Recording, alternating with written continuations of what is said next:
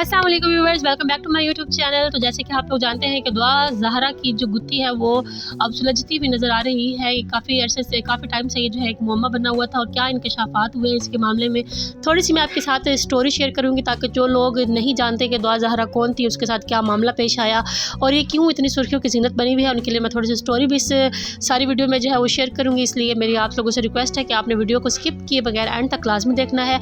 और जो लोग मेरे चैनल पर नए हैं प्लीज़ मेरे चैनल को सब्सक्राइब कर दे, वीडियो को लाइक कर दे, कमेंट में अपनी राय का इजहार ज़रूर कीजिएगा।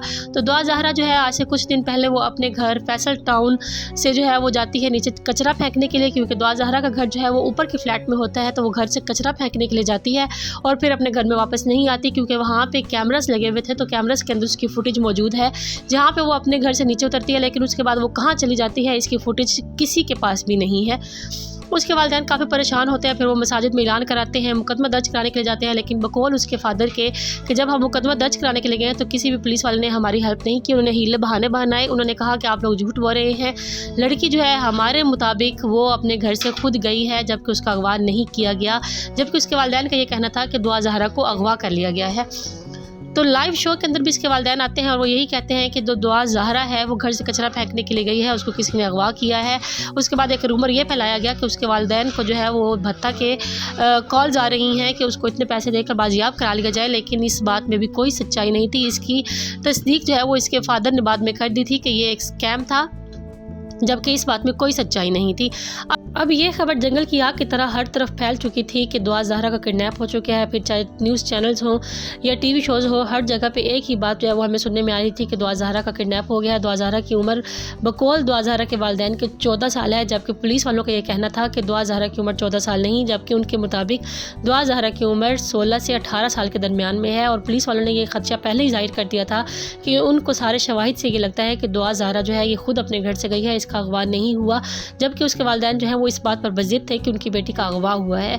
बहरहाल अब इस सारे मामले में जो है दुआ ज़हरा का बयान सामने आ गया है और वो जो बयान है वो मैं आपके साथ आगे चल के शेयर करने वाली हूँ, इसलिए आपने वीडियो को स्किप नहीं करना, आपने वीडियो को मुकम्मल देखना है। दुआ ज़हरा के बारे में जब सारी बातें फैलना शुरू हो गई तो FIA तक भी ये बात गई।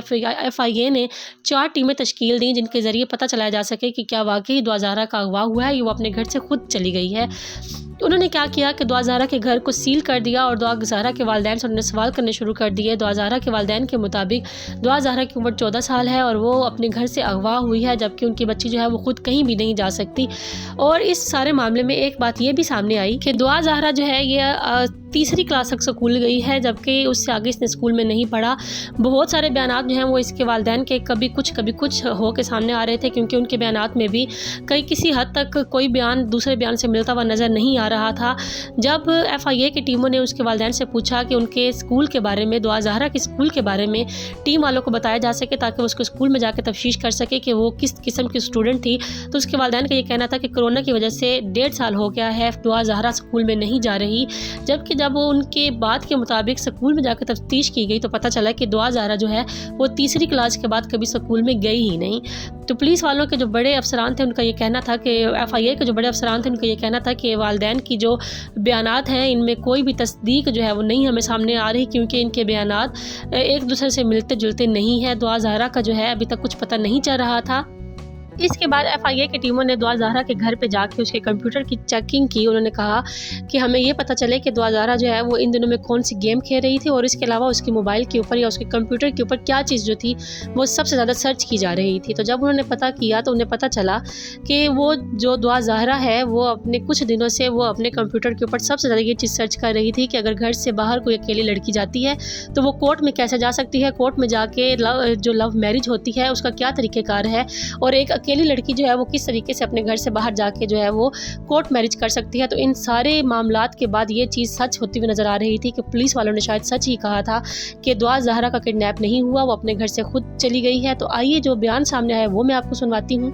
हम दुआ ज़हरा काज़मी हैं। मैंने अपनी मर्ज़ी से ज़हीर अहमद से शादी की है। मेरे घर वाले ज़बरदस्ती मेरी शादी किसी और से करवाना चाह रहे थे, मुझे मारते थे, जिस पर मैं राज़ी नहीं हूँ। मैं अपनी मर्ज़ी से अपने घर से आई हूँ, मुझे किसी ने अगवा नहीं किया था।